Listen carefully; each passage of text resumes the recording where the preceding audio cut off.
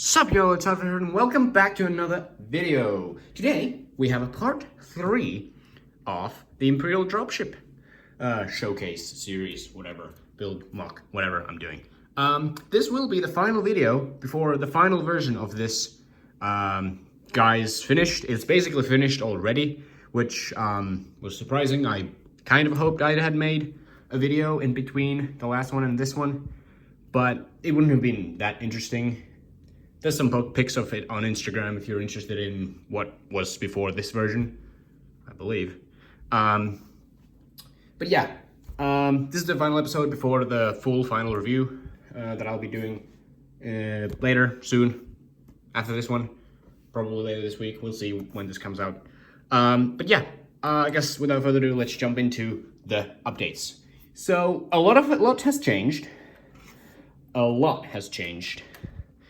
The back landing gear now is basically finished. They might be missing some details. If you remember the last one, these are built very differently. They were using the long Technic brick pieces, and now they're like all detailed and using all kinds of crazy different pieces. The wings have not changed at all. Let's look at the wings.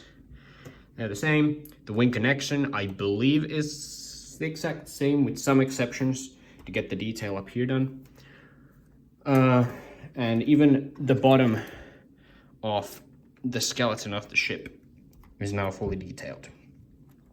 But let's look at the cockpit a bit closely first, because there's been some slight changes to the cockpit as well.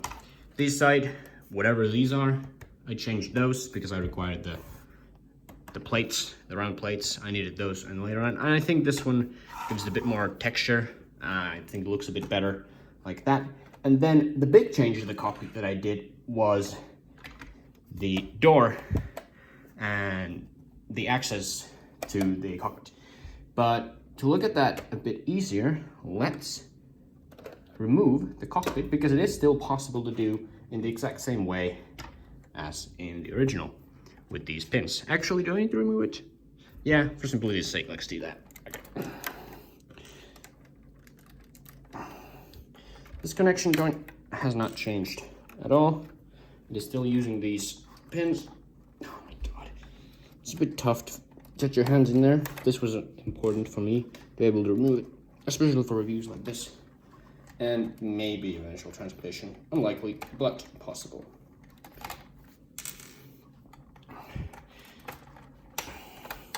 It might be a bit too many pins.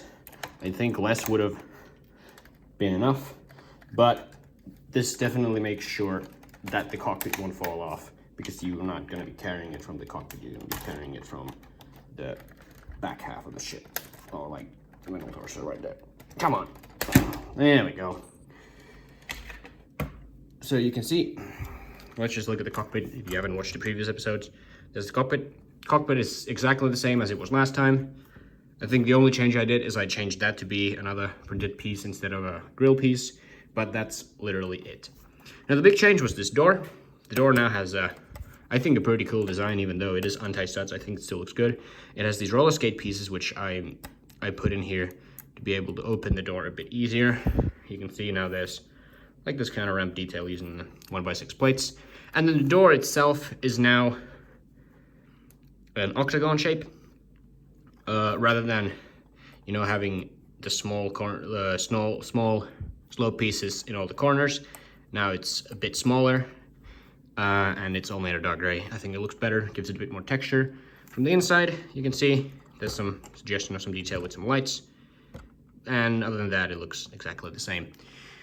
I think there's a really clever way of connecting here, at least in my opinion, how this is connected. As you can see, these are upside down. It's the same piece as this one, with some plates obviously to attach. And I'm using these 2x2 bricks with an actual hole in the middle. You can see the rail pieces.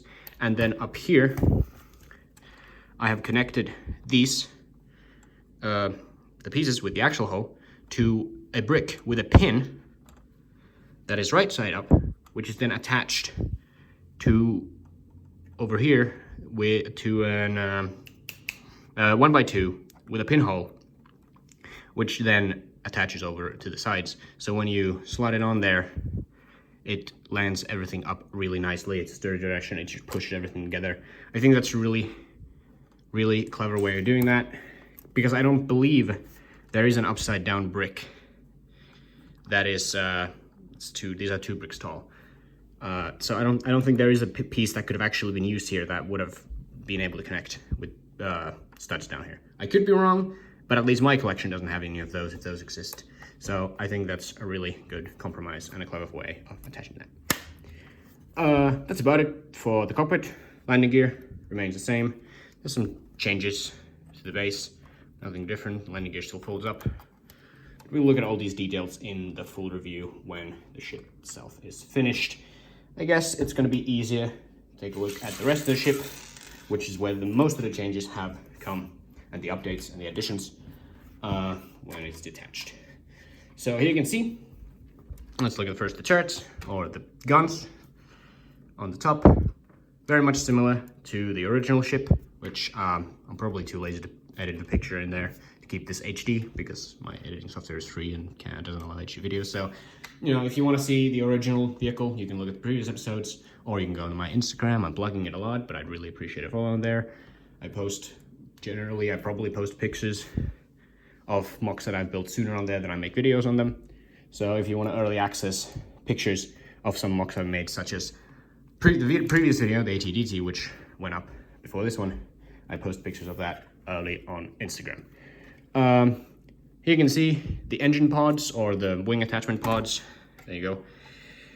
There's nothing crazy about it, just solid pieces.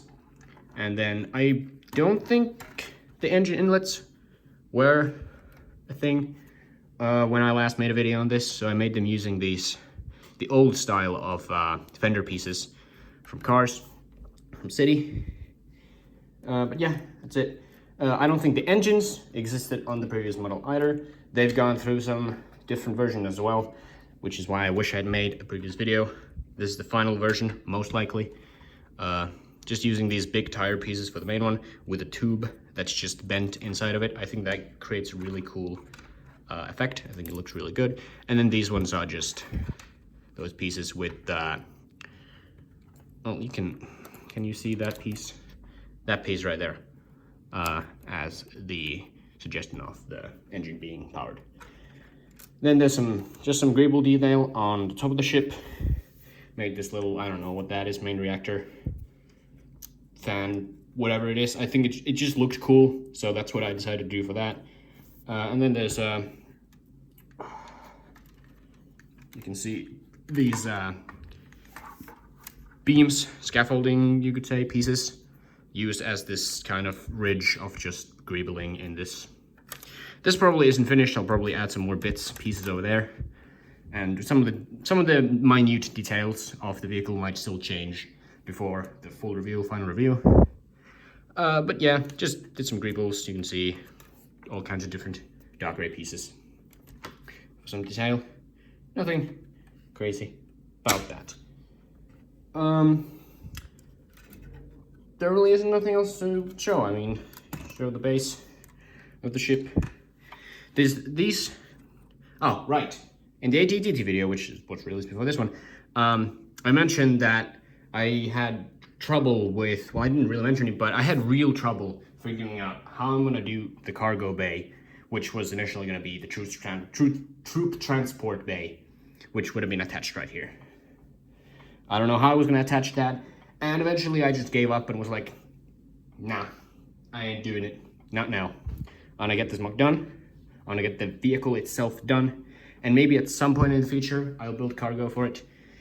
So, in Star Wars, most dropship vehicles use magnets to carry most cargo. So, these round plates throughout the ship on the landing gear as well, you can see, are there to signify those magnets that, you know, would pull on the cargo. I tried to figure out a way to be able to carry the ATDT with this guy, but it just wasn't possible. The ATDT, it's too weird of a shape.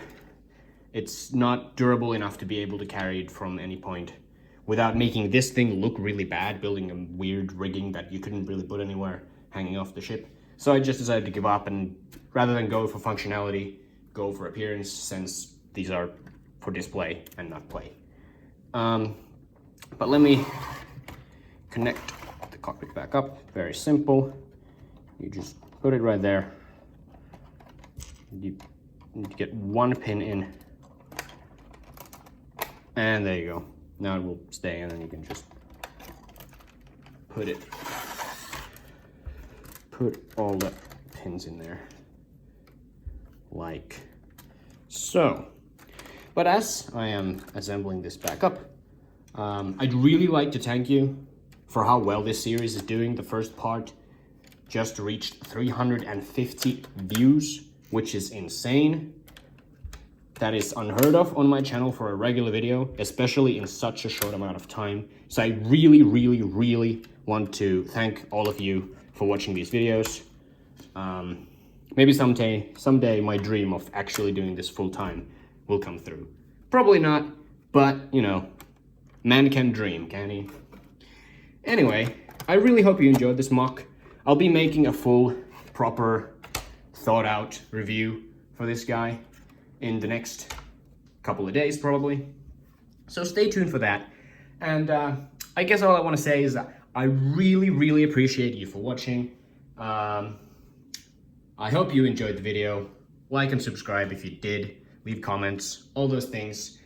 Now that this mock is done, I'd really, really appreciate if some of you want to throw suggestions for vehicles that exist in the universe, or just anything you want me to build. I'd really appreciate any dioramas, all kinds of things. I'd really appreciate suggestions in the comments below. But yeah, I hope you enjoyed the video. Thanks for watching. Like, subscribe, all those things. And I guess I'll see you in the next one. Bye.